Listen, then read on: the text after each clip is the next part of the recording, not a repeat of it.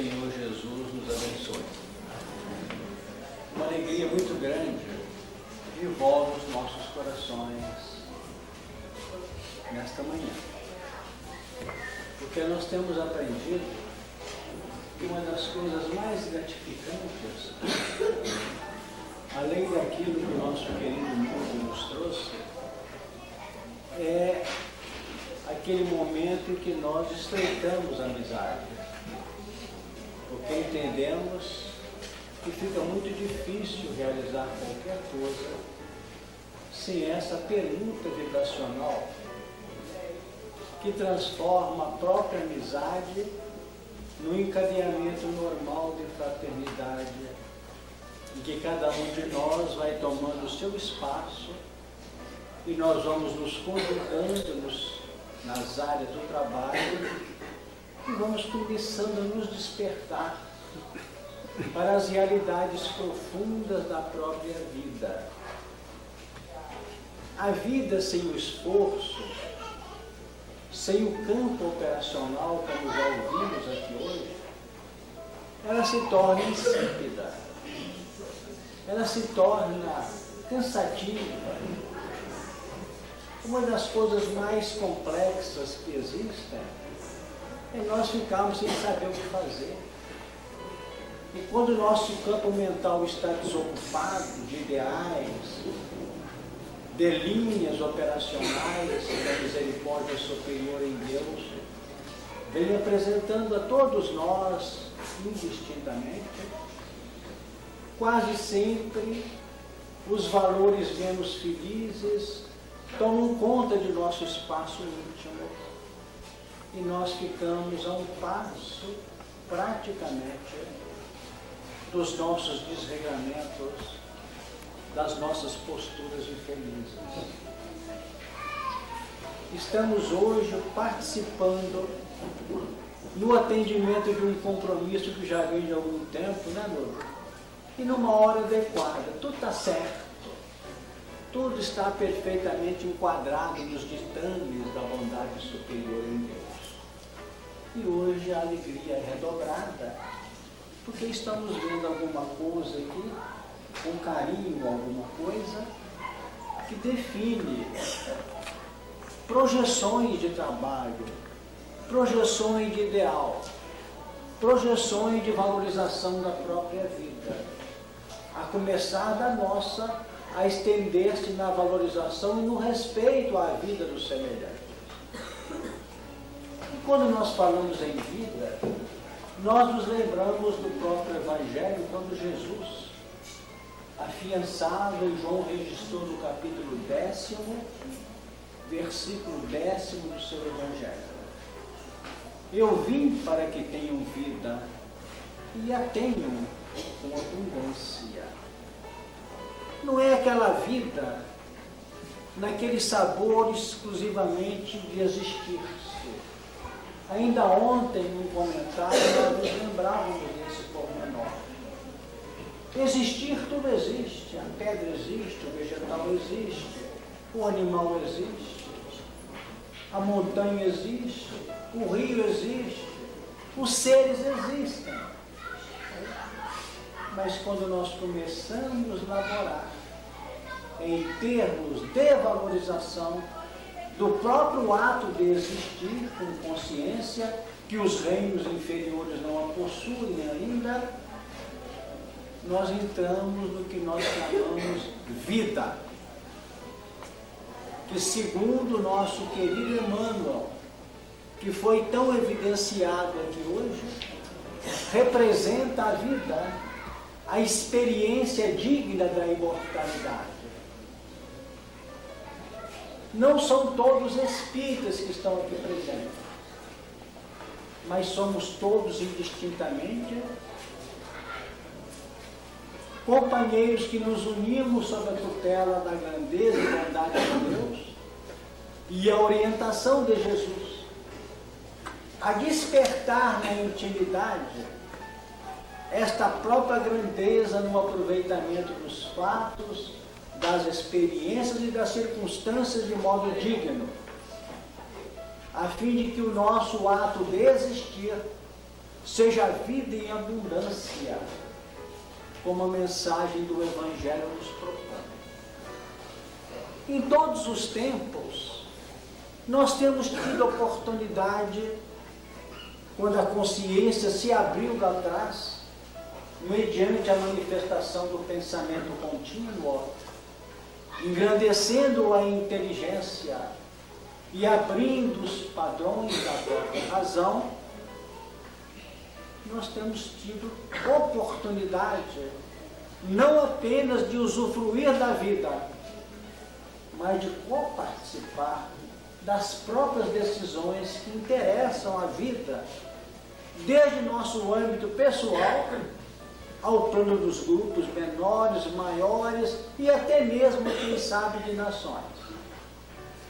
Com uma grandeza superior na parte dos nossos benfeitores maiores, o próprio planeta tem administrado a sua caminhada pela ação amiga, inteligente, afetiva e de muito amor daqueles que dirigem os nossos passos em nome da bondade de Deus.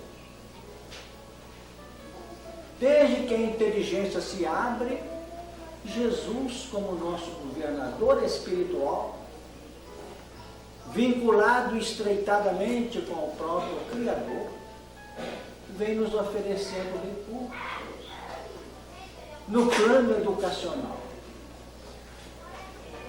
Porque já é tempo, depois de tantos séculos vivenciados, depois de tantos orientadores que têm chegado ao nosso campo de ação, desde a China milenar, da Índia, da Pérsia, do Egito, em todos os tempos nós estamos sendo visitados por esses amigos do plano maior.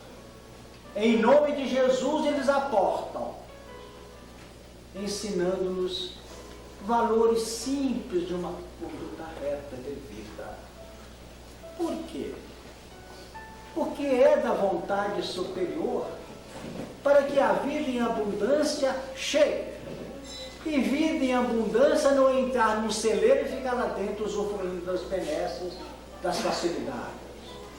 A vida é abundante quando nós começamos a sentir e pensar assim: meu Deus, seria tão bom que eu tivesse um dia de 48 horas.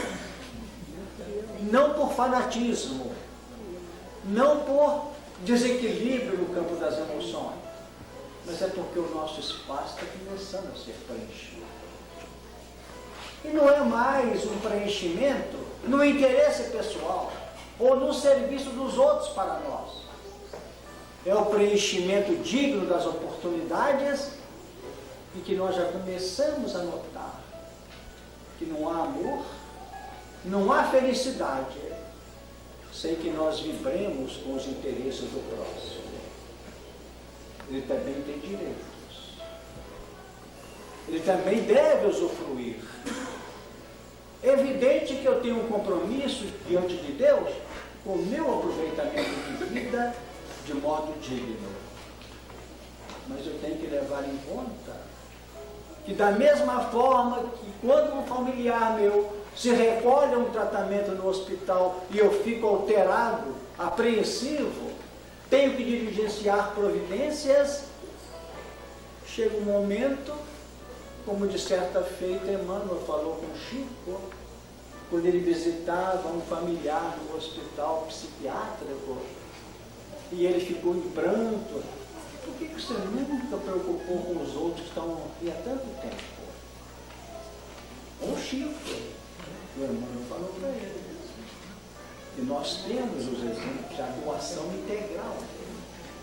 Isso foi registrado, talvez, nem tanto pelo Chico, mas para que ficasse registrado, para que nós analisássemos isso.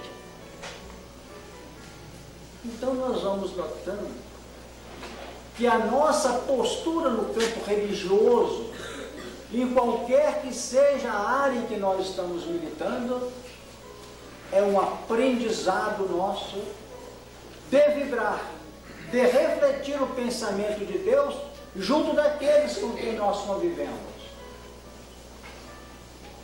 Eu vou contar uma coisa para vocês com muito carinho e respeito.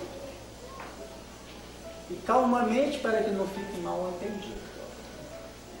O Pai de misericórdia que nos tutela, que nos dirige, que nos socorre, cuja misericórdia se estende nos infinitos do universo, ele não tem um papel operacional direto nos ambientes do próprio universo.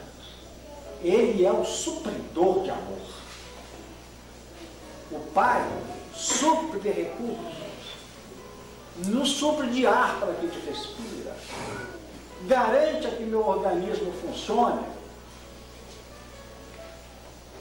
Mas quando alguém pede a Deus, na intimidade da prece, em momento difícil, ele diz assim, aquele companheiro da lei, Senhor, socorre-me.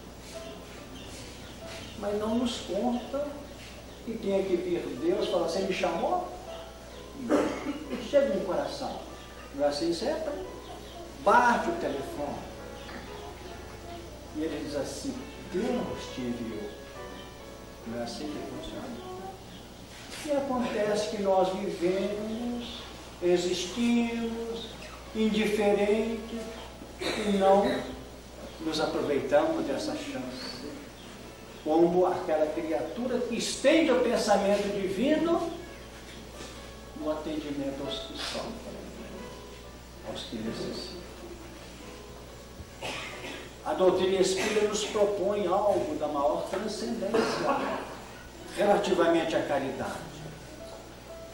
A definir mesmo fora da caridade a nossa salvação, inspirado o codificador da doutrina espírita, numa colocação de Vicente de Paulo, no capítulo 13 do Evangelho segundo o Espiritismo, esse item 12, quando esse extraordinário benfeitor do século XVII definia-se: a caridade é em todos os mundos a eterna âncora da salvação.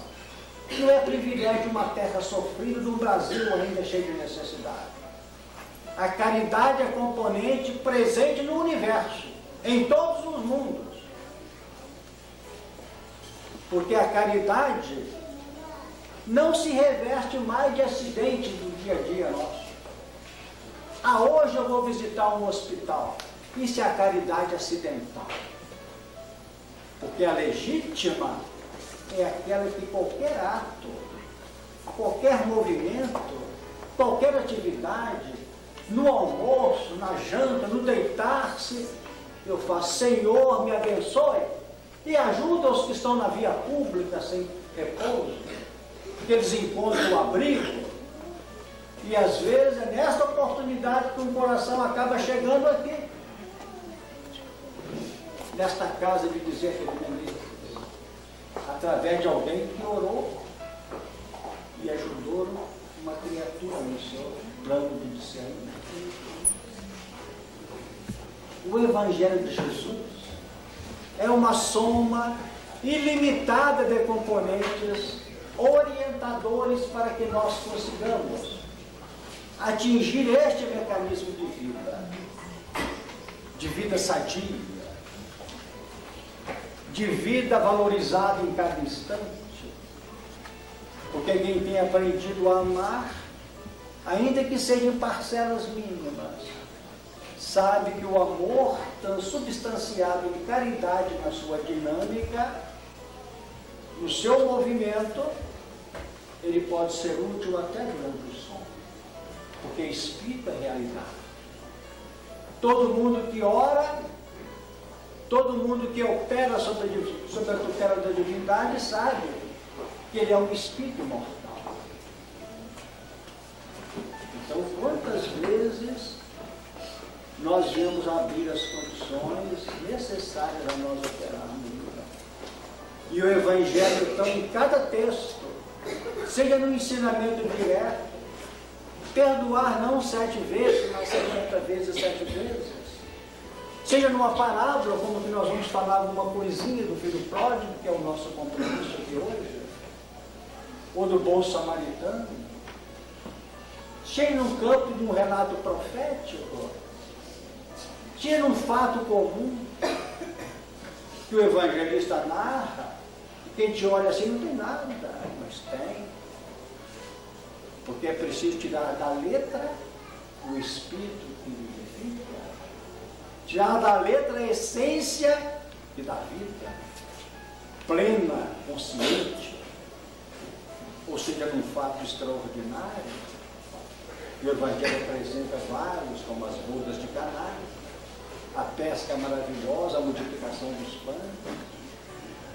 Em todo o Evangelho emerge, para quem tem olhos de ver e ouvidos de ouvir, mensagens suaves para os corações.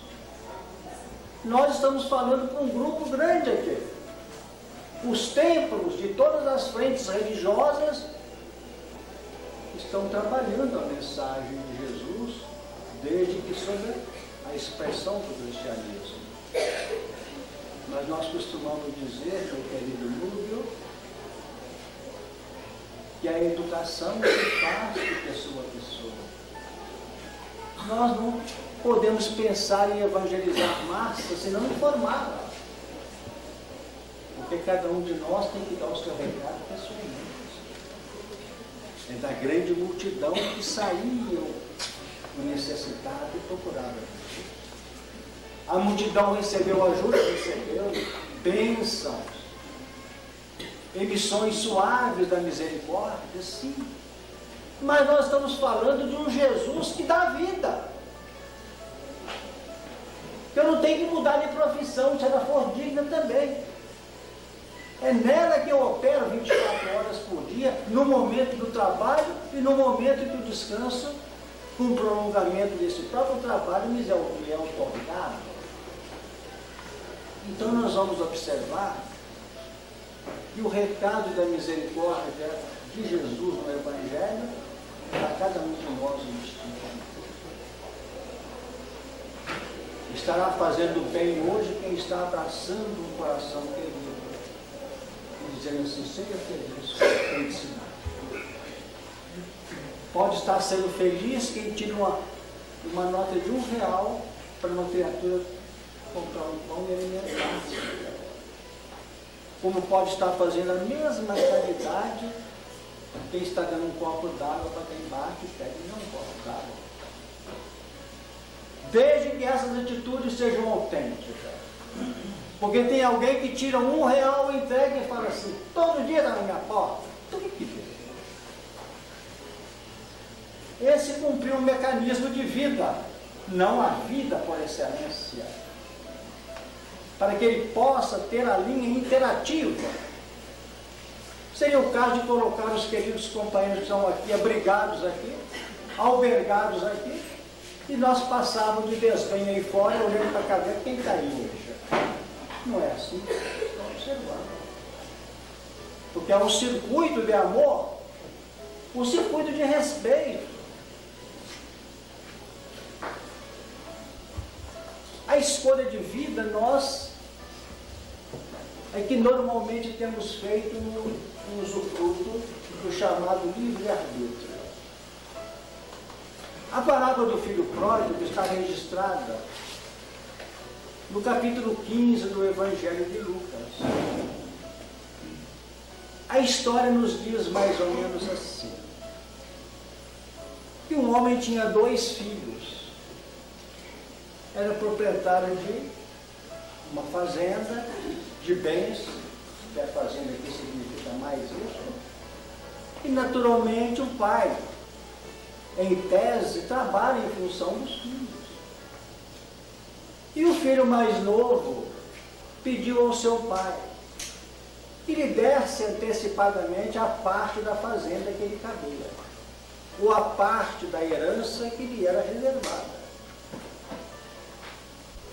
O pai, naturalmente, atende à reivindicação do filho. E o filho toma a sua parte e se encaminha para a grande luta no campo da sua experiência. Parte para uma terra distante, E chegando lá nesta terra, ele foi visitado pela insensatez, pelo descuido, pela invigilância, e dilapidou totalmente a sua fortuna, os seus recursos. E lá, nessa terra distante, tendo gasto tudo de modo inconsequente, com as viciações, com as meretrizes, com uma vida totalmente inadequada, a terra para onde ele se dirigira foi visitada por uma fome, por necessidades muito amplas. E ele começou a sentir necessidade. Chegou mesmo a procurar cidadãos daquela terra para socorrê-lo. E encontra um que lhe deu condições de trabalhar numa área para apacentar porcos, auxiliar na criação dos sonhos. E de tal modo chegou a dificuldade e a falta de recursos de subsistência, que ele se sentiu levado quase a ter que ingerir as porções devidas aos porcos. A definir, para quem tem estudado o Evangelho, e entrar na linha de relação de uma alimentação de suínos, representava o quê? Quase que uma linha de interação vibracional nas faixas inferiores da própria existência. Porque já Jesus definira que nós não dessemos as coisas santas aos cães, nem as pérolas aos porcos. E esse filho, chamado filho pródigo, ficou numa situação acentuadamente complexa. Mas aconteceu um fato da maior transcendência. Ele caiu na real. Diz o Evangelho de Lucas, no capítulo 15, já mencionado, a partir do versículo 17, que ele, tornando em si,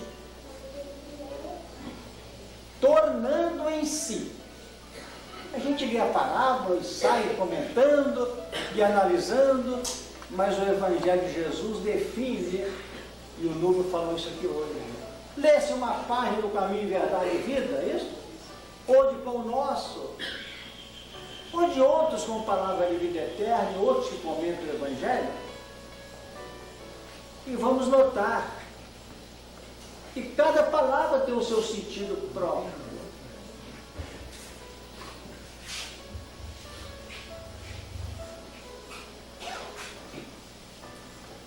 Cada palavra tem o seu sentido próprio, observado naturalmente a sua expressão, ou observado o seu sentido no texto. Tornando em si, é uma expressão que nós temos que trazer lá de trás de 2 milênios com Jesus, contando a parábola para os dias que passam.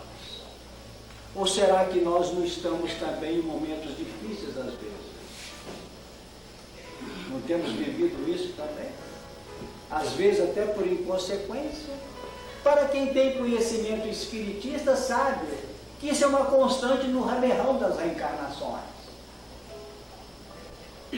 Porque dentro de uma linha natural de causas e efeitos, nós vamos aprendendo que a felicidade é muito mais efeito que causa.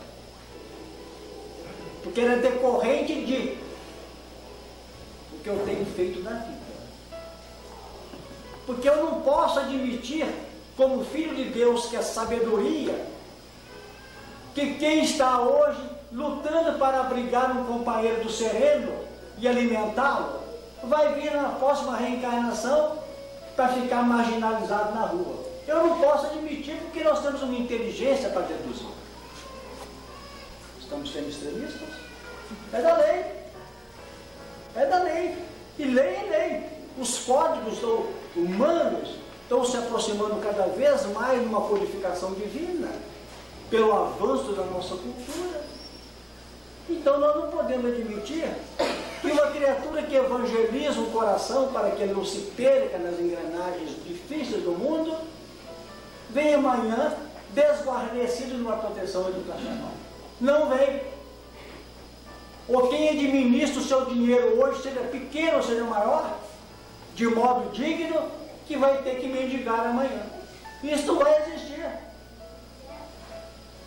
E o Evangelho que endossa isso, para cada um segundo as suas obras. Mas nós encaixamos isso religiosamente. Eu tenho meu céu garantido, porque eu dei ajuda aqui. E céu? Céu é parasitarismo. Céu é ficar à toa. Porque não vai ter serviço para nós lá, porque eu sei fazer na minha área ainda inferior. Deixa que os anjos laboram lá, administrando os mundos. Então nós vamos observar que a nossa adesão a uma vida por excelência é uma adesão à vida interativa. Em que eu estou sendo claro e lógico no trabalho que eu estou exercendo na minha profissão. Eu estou sendo justo e melhor aproveitador no sentido positivo do aproveitar as condições que a vida oferece no fim de semana, como acontece aqui hoje, de modo digno. Então nós vamos observar que lá atrás Jesus contava, tornando em si. É preciso que saibamos fazer isso. Nós temos muitos aqui presentes hoje, inclusive os queridos companheiros abrigados com tanto carinho aqui, que às vezes tem que fazer isso, né? Quando se lê a página do Evangelho pela manhã,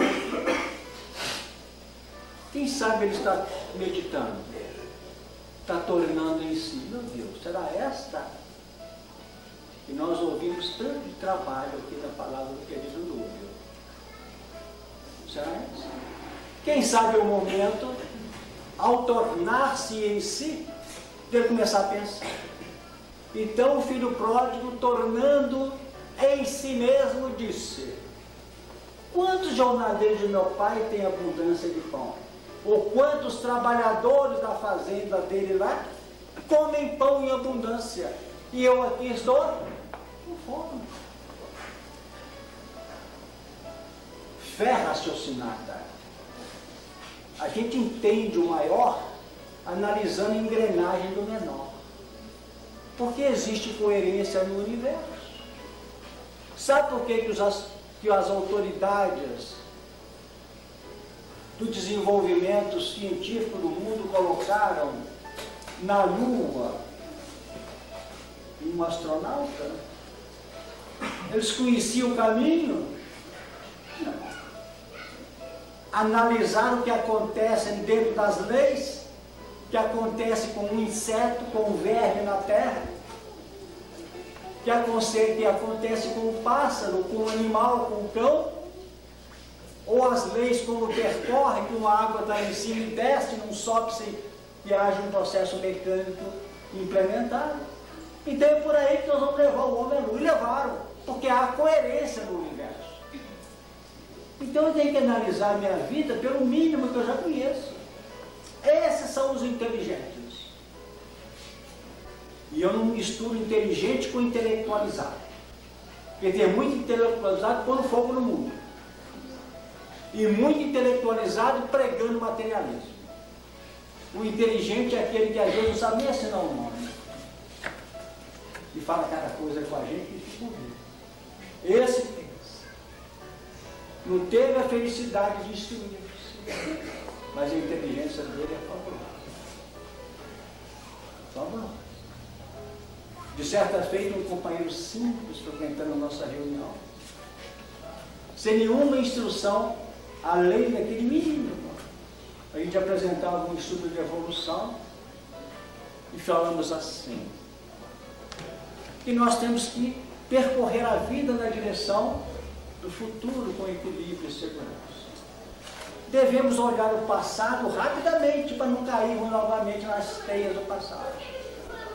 E ele pediu a palavra e falou assim: senhor, nós podemos comparar isso a um espelho de carro, o retrovisor?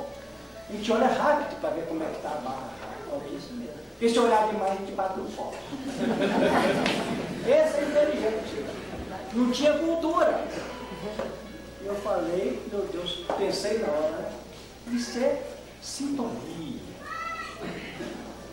Isso é saber conjugar fatos. Então vamos ter em conta esses ângulos. Então ele concluiu, né, para ele próprio: quantos jornaleiros de meu pai têm abundância de pão e eu aqui pereço de fome. Olha o que ele declara: levantar-me-ei. Verbo no passado ou no futuro? Futuro. Levantar-me-ei. Ele podia ter dito assim: eu vou pedir para alguém me levantar. Não é isso não. Levantar-me-ei e irei ter com meu pai e dir-lhe-ei. Quantos verbos? 3. Chama-se isto planejamento. Quem te acha que quem faz planejamento são só os empresários. Quem quiser evoluir com Jesus tem que planejar, tem que analisar. Com Jesus, que é a sabedoria por excelência refletida do Criador, é coisa séria, porque nós lidamos com estruturas que projetam para o infinito. Não é uma cultura passageira, ou uma informação técnica para saber como é que eu lido com essa máquina que amanhã está sendo substituída. Não é por aí. A questão que interessa a linha espiritual da individualidade tem que ter planejamento.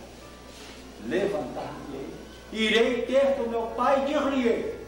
Ele pensou: o que eu vou dizer com naturalidade e simplicidade? E registra mais o Evangelho: Pai, pequei contra ti. Ou melhor, Pai, pequei contra o céu e perante ti. Pequei contra o céu e perante ti. Reconhecendo o quê? Seu erro. Não é gostoso quando alguém se penitencia perante ele próprio e confessa: realmente eu errei. E quem erra pode ter atenuantes, como pode ter até agravante, por inépcia da parte dele, por desinteresse ou descuidado dele. Mas ele pode ter atenuantes. Pequei contra o céu e perante ti.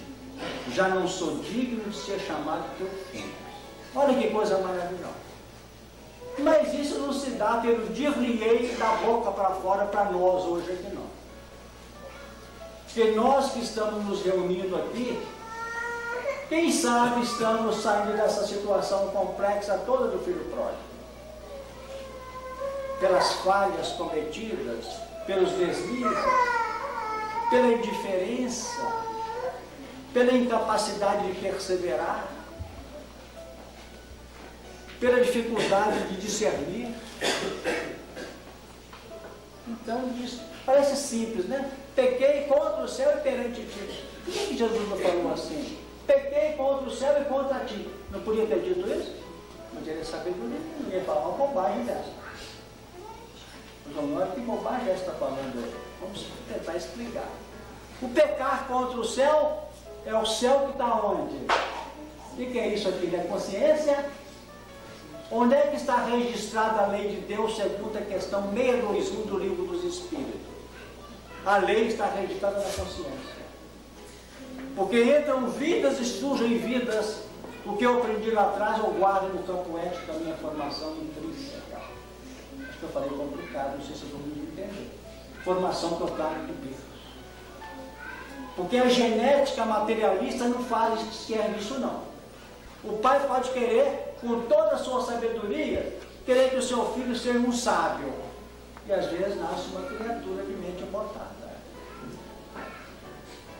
Porque isso não é de competência da genética humana.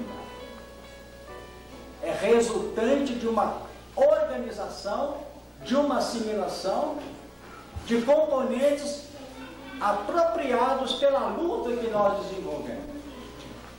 Mas como é que pode chegar à frente uma sabedoria conquistada, um conhecimento da lei de retaguarda? É porque se eu tenho o corpo físico, eu tenho aquele corpo que Paulo fala em Coríntios. Existe corpo terrestre e existem corpos celestes.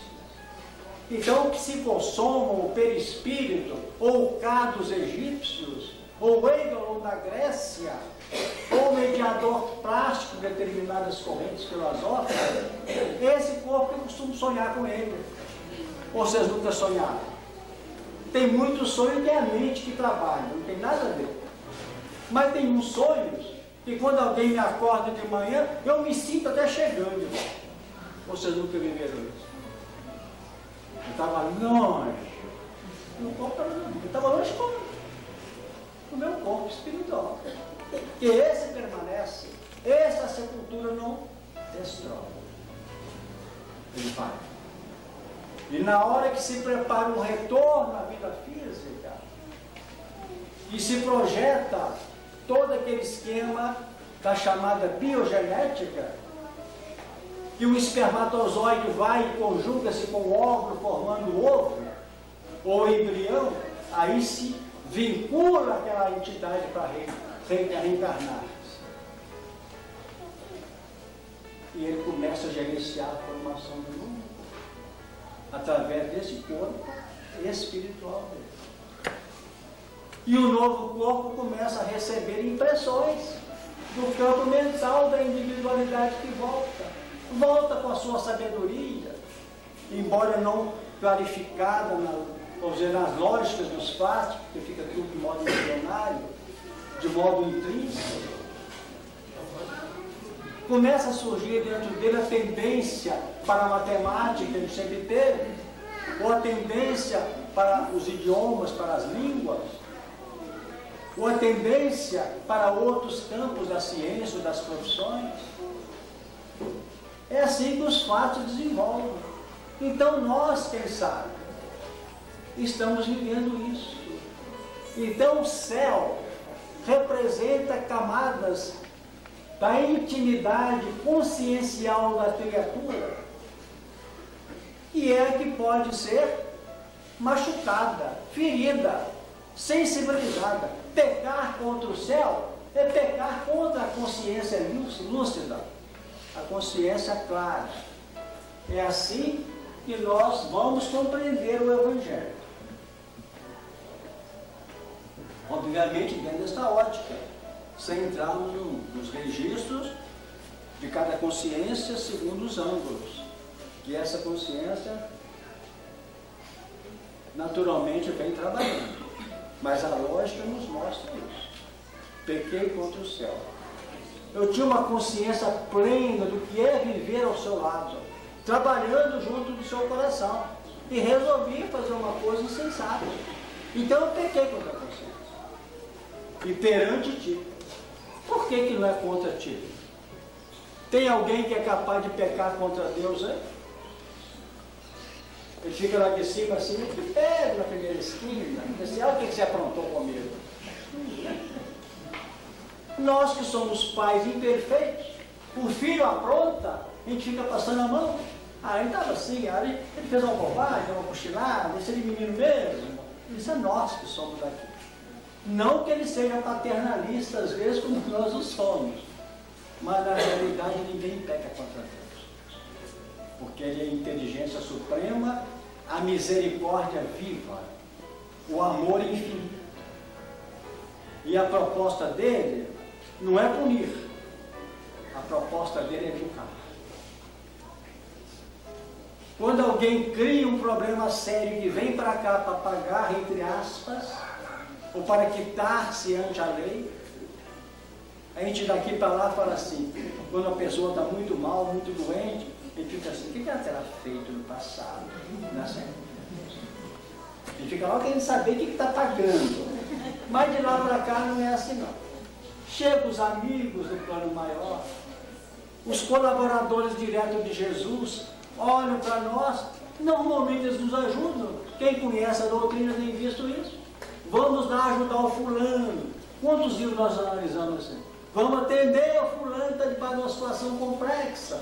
Não é assim que a gente lê na doutrina espírita, que é espírita. Olha, imaginemos que eles viessem assim, vamos lá ver como é que ele está pagando aquilo. Então daqui para lá é pagamento, porque nós somos imperfeitos. Mas de lá para cá é amor. convite à vida verdadeira através de um sistema chamado dom. E os Espíritos comentam, sabe como? Será que dessa vez ele vai guardar? Ele não pode continuar sofrendo? Ele não pode tirar isso, porque senão nós vamos complicar a dor. É igualzinho no campo dos companheiros, muitos aqui presentes no campo da justiça, não é isso? E que naturalmente tem que lançar-se a solução de um caso, de um processo, e que vê aquela criatura sem condições de saída a ser levada, além do tribunal ser levado por uma condenação, até em prisões duras, fechadas, de prisões de alta segurança. Será que ele vai melhorar? Ou será que ele vai continuar uma figura perniciosa à sociedade? Então nós temos pontos que a gente não pode esquecer. Pequei contra o céu e perante ti, já não sou digno de ser chamado teu filho. Faze-me como um dos teus jornaleiros. Agora entra o ponto que a gente queria deixar bem tranquilo no que respeita a esse mecanismo de planejar, de propor, de meditar sobre o que vai conduzir e de trabalhar o acontecimento na sua linha concreta. O versículo seguinte diz assim: e levantando-se foi ter com seu pai. O que nós tivemos aí? Primeiro planejamento: levantar-me-ei e ter com meu pai de rir. E bolou o que queria falar. E levantando-se foi ter com seu pai. Só que não precisou de bater de joelho. Meu pai, pequei contra o céu perante ti, já não sou Deus. Isso não teve que falar de início. Mais à frente ele comenta isso na parábola. Porque o pai não deixou. Houve uma alegria intensa no fato dele ter se reconsiderado. E isso faz parte da engrenagem da bondade superior em Deus e com Jesus. Deixe que o livre-arbítrio trabalhe no coração dele. E quando ele estava longe, o seu pai o avistou, segundo narra a parábola, e ele foi correndo, abraçou o filho, o envolveu com todo carinho e recebe com toda a distinção. O que define? Nós temos que ter atitudes que já representam grandes passos. Levantar, ir ter com o Pai. Ir e levantar. Se nós pudermos hoje levarmos em nosso coração esses dois verbos, é um dos verbos mais utilizados no Evangelho. É o verbo levantar. Jesus curou a sogra de Pedro e ela, levantando-se logo, não ficou lá assim: me dá a mão aí alguém, que eu consigo levantar. Levantando-se. E ele, e levantando-se, foi ter com sua pai. Porque nas grandes decisões, em todas as áreas em que nós militamos, sob os auspícios da bondade superior com Cristo, com o Criador, é tudo de foro íntimo, de decisão. A gente às vezes vai procurar uma solução, é comum no nosso campo espírita, como também deve ser comum nas demais áreas em que a bondade superior circule por aqueles companheiros que a reivindicam.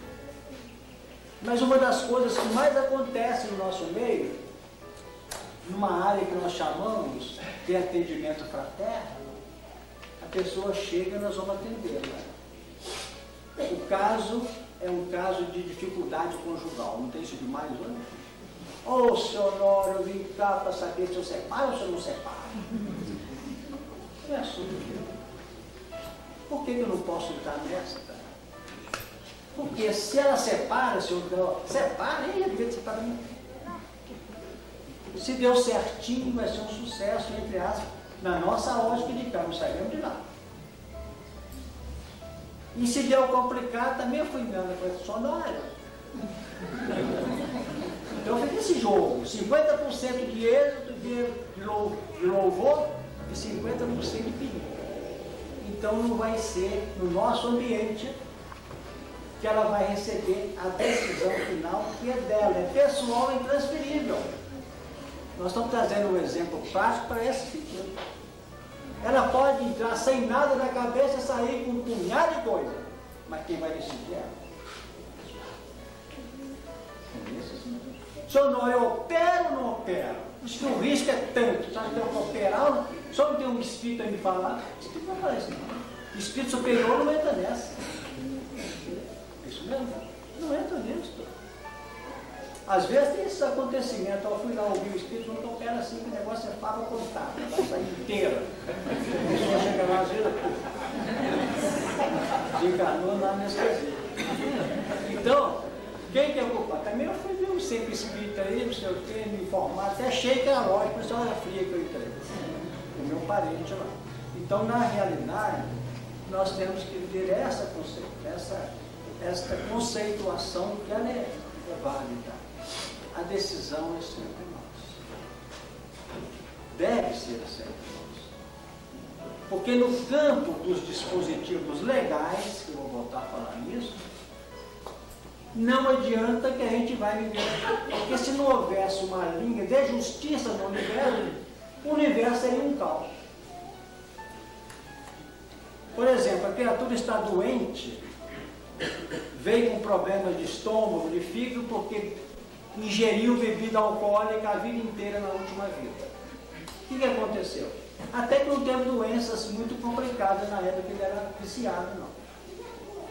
Minou o organismo todo, mas ressonou, ou ressoou, melhor dizendo, refletiu no perispírito dele, nesse corpo que eu falei agora há pouco. E esse outro corpo que vai estar presente no novo que ele vai receber, então ele chega aqui com o fígado propenso a apresentar determinadas doenças, seja hepatite ou qualquer uma outra, o estômago também, que não pode comer isso, que dá gastrite, toma aquilo, dá problema. Então o que acontece? É lei, é justiça. Você dilapidou o corpo, agora vai trabalhar com cuidado, eu não posso comer nada. Não posso tomar muita água. Cerveja nem pode passar perto de mim. E ele vem todo controlado, está arrumando todo o equipamento de novo. Perceberam o sentido? Lei de justiça. Então ela se cumpre. Ela chega, ou nós gostamos ou não, mas ela chega, porque é da lei. É do equilíbrio do universo. Agora, tem coisas na lei. A criatura, por exemplo, veio para os 30 anos ter um problema sério de saúde. Ele andou na vida passada. Ele andou utilizando as mãos de modo infeliz.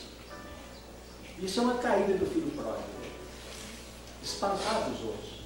Por exemplo, uma autoridade policial arbitrária, ou uma outra condição de briga qualquer, sempre usava as mãos negativamente.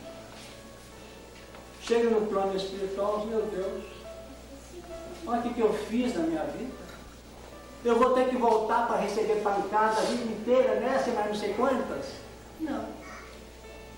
Porque existe um valor no Evangelho chamado o amor cobre a multidão de pecados. Guardemos isso. Mas é para valer mesmo, não é só figurinha ou registro bonito como um quadro, não. É realidade de vida. E essa criatura vem para cá. Quando chega aos 12, 13 anos, um colega diz assim: eu frequento uma mocidade lá em Itaúna, no centro, que nós chamamos centro aqui, o Francisco de Assis, não é esse? Não é esse? Do nosso lado. Então o que acontece? Chega aqui, o amigo falou: vamos lá para você ver a mocidade. E ele fica frequentando a mocidade. Ele veio com toda a onda perigosa, até dá um reumatismo qualquer hora. Porque ele foi infeliz. Aí depois de algum tempo, ele está lá com seus 17, 18, 19 anos, tem um curso de passe. Ah, eu vou fazer. E começa a dar paz. Não é bonito? Ajudar os outros, impor as mãos. Hoje até as religiões não espíritas usam isso. Então é como se ele fizesse assim, cada vez que ele põe as mãos, Senhor, aí menos uma pancada. menos outra batida. Então nós vamos notar que mesmo no nosso ambiente, sob a tutela do amor, cobre a multidão de pecados, nós temos muita tarefa que a gente está fazendo e não sabe se nós estamos pagando ou estamos amando. No fundo é amor, não é? Porque nós estamos tendo uma visão diferente. Mas muitas vezes nós estamos achando que somos aquela criatura, nós estamos liquidando calma e tranquilamente. Até a justiça hoje, vocês estão aqui presentes para nos ajudar, não temos penas alternativas aí, mas você vai ajudar lá naquela festa, tem que trazer para mim aqui o relatório. Quer dizer, já mostra que isso tudo está sendo filtrado. Quando se encontra o quê? Disposição de retificação do próprio coração, do próprio interação. Então nos mostra que a lei é uma realidade, mas ela não se permite ser alterada, não. Nós tínhamos um companheiro racional, pode haver derrogação na lei, mas a lei não pode ser derrogada. Eu olhava assim, não entendia bem. Aí eu comecei a pensar, realmente não há derrogação da lei, mas dentro dela, componentes podem se alterar no campo aberto. Isto que diz respeito às linhas morais da individualidade. Então, repetindo e complementando a nossa caminhada, porque eu quero já conhecido, nós vamos encontrar que esse filho pródigo é a nossa história, com algumas exceções, que reúne uma série de desmandos, uma série de atitudes menos felizes que nós levamos a efeito no ramerrão da vida. Só que a fazenda é a do Criador. Você vai com um corpo assim, você vai ter uma inteligência lúcida, você vai ter lá o pai que vai te colocar no colégio, que vai te ajudar na faculdade, você vai ser isso, vai ser aquilo. Esse é o recurso que ele dá, que chega aqui às vezes complicado. Então muitos de nós estamos sendo convocados a um processo retificador da própria existência. Então, voltando, que a parábola prossegue, como filho egoísta, você ficou em casa, mas ela é muito extensa, e não adianta fazer um levantamento na sua extensão e às vezes determinados valores ficam prejudicados. Lá também tinha um, que era chamado de filho egoísta, mas numa outra oportunidade a gente vai falar disso, né? Então nós vamos observar que isso tudo é um mecanismo de nós alcançarmos o que é viver. Viver com vigilância, viver com equilíbrio, viver sabendo que está servindo com amor, está servindo de maneira espontânea. Porque imaginemos que eu fosse trabalhar num mecanismo de vida e crescimento consciente, a nossa companheira pensou, só não pode fazer isso para mim, peraí que eu vou no Evangelho, senhor. Não posso não. Isso não é vida. Isso é tutela.